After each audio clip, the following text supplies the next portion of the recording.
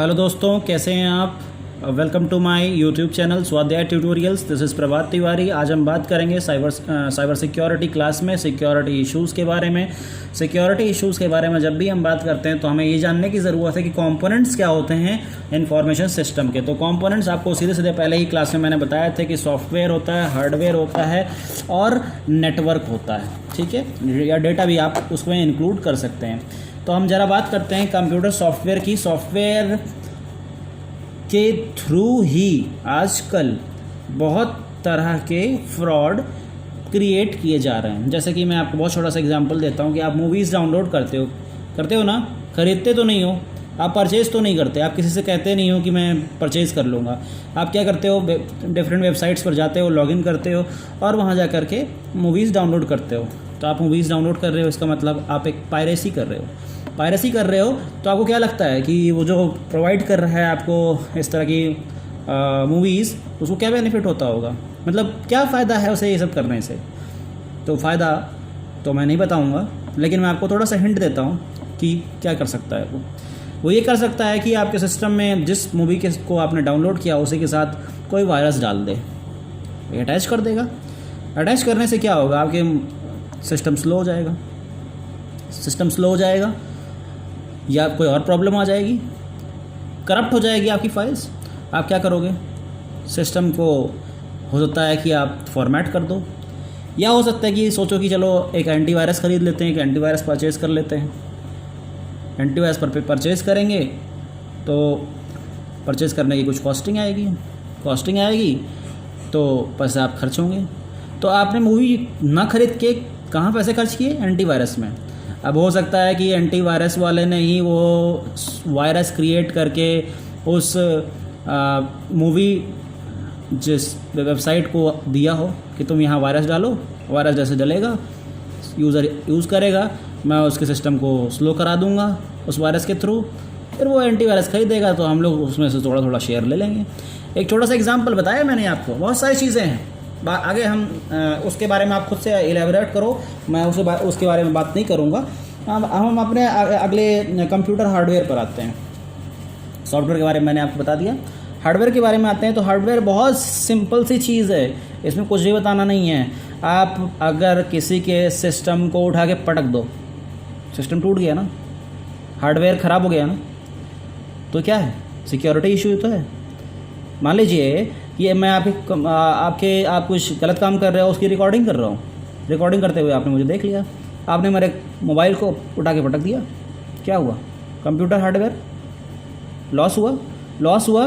तो security issue, आप कुछ इलीगल वर्क कर रहे थे जिसे मैंने रिकॉर्ड किया, तो क्या ये सिक्योरिटी इशू। चलिए आगे हम आते हैं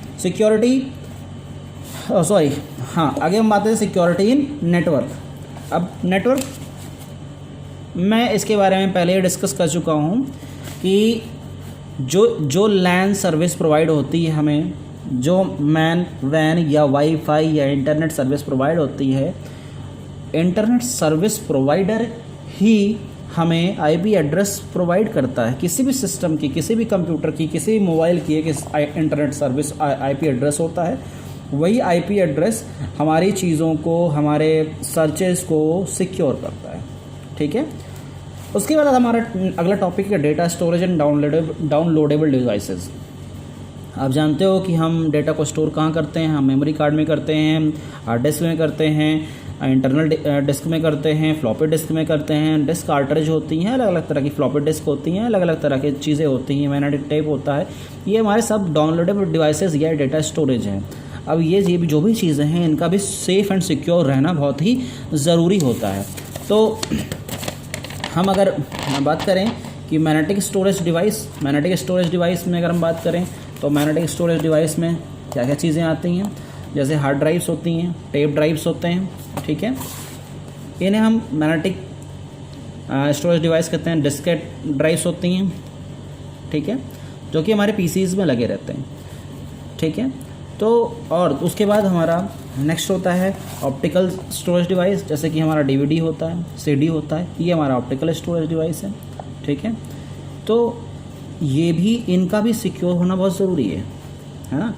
तो तो इसीलिए इसे भी सिक्योर होने के लिए बहुत अलग अलग तरह के सॉफ्टवेयर्स बनाए गए हैं। हालांकि हम उन सॉफ्टवेयर्स का यूज़ नहीं करते हैं जिससे कि हम अपने सिक्योरिटी से खिलवाड़ करते हैं, लेकिन चलिए कोई बात नहीं, अभी हम उसके बारे में बात नहीं कर रहे हैं।